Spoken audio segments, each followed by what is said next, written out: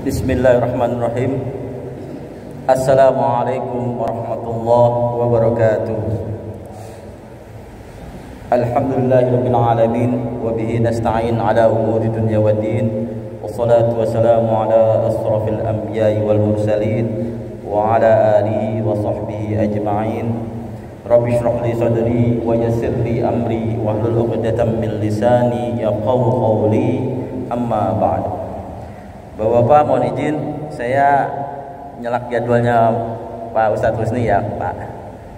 Besok saya ada jadwal webinar, jadi tukeran. Kita lanjutkan singkat saja ya. Hal-hal yang membatalkan wudu ya.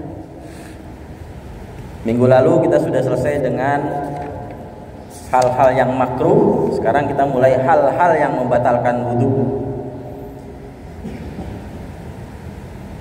Wudu menjadi batal disebabkan oleh salah satu dari hal-hal berikut. Yang pertama, keluar sesuatu dari dua kemaluan. Ya. Jadi yang keluar dari dua kemaluan itu ada yang biasa dan tidak biasa.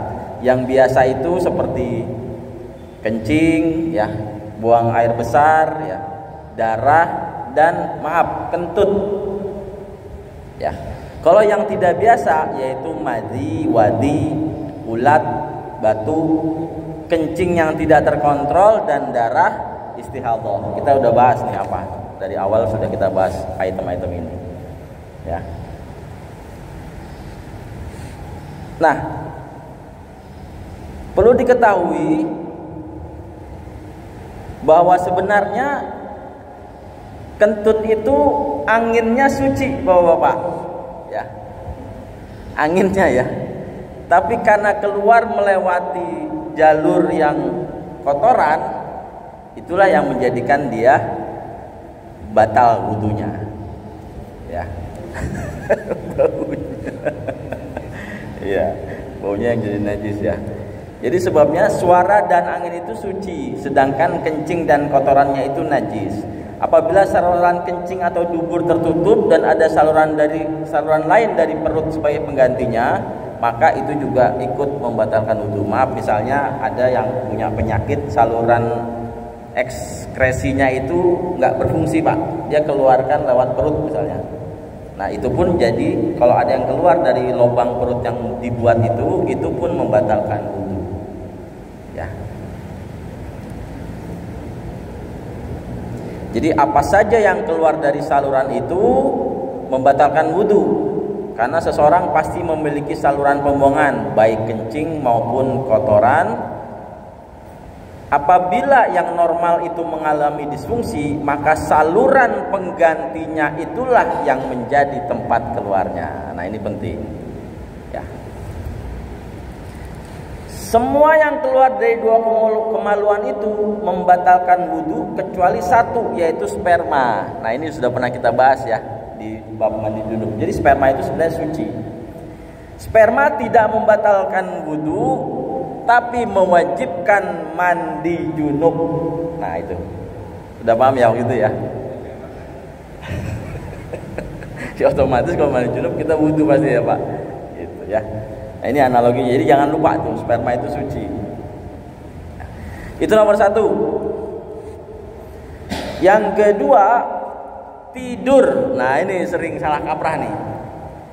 Jadi yang membatalkan wudu itu bukan tidurnya. Bul, bangun Bul.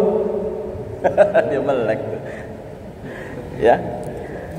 Apabila seseorang tidur dalam posisi tidak tetap, posisinya tidak tetap, artinya dia di lantai dalam kondisi rebahan atau telentang, yang pantatnya itu terdapat jarak dengan lantai, jadi kemana-mana ya.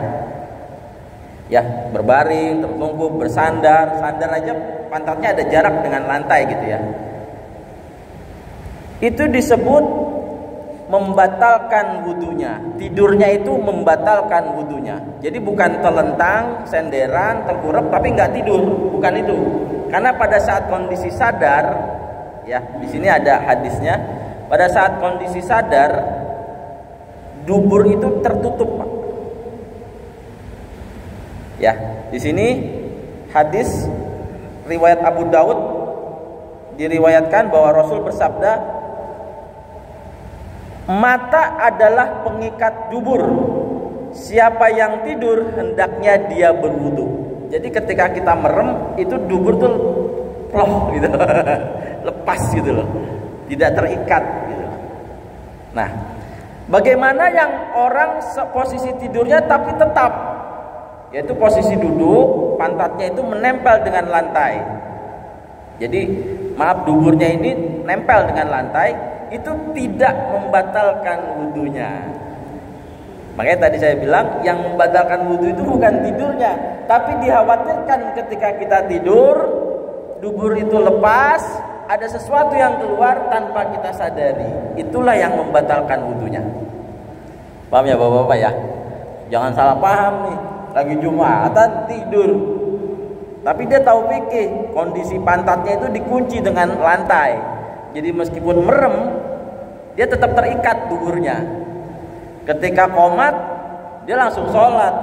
Yang sebelah nggak ngerti, woi lu tidur batal wudu lu, wudu lagi sono. Gitu. Jangan begitu Pak. Ya, dia paham fikih, dia kunci pantatnya dengan lantai. Meskipun tertidur, ketika mata melepas ikatan dubur, lantainya tetap mengikat duburnya. Tapi kalau tertidur sudah senderan, pantatnya bergeser, telentang, begini segala macam, begitu qomat, sebaiknya wudu karena dipastikan ada sesuatu yang keluar dari duburnya tanpa disadari, makanya wudunya batal. Bisa dipahami ya Bapak-bapak? Ya.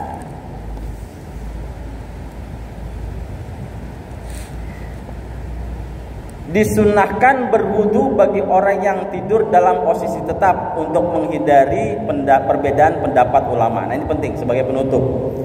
Ya. Mengantuk tidak membatal wudu, tapi yang tidurnya dalam posisi tetap tadi disunahkan untuk berwudu. Lebih baik berwudu, Pak. Karena kita juga nggak tahu ya. Ada yang ngempit, ada yang keluar gitu ya. Kita nggak tahu. Jadi disunahkan berwudu lagi yang orangnya tidur dalam kondisi tetap.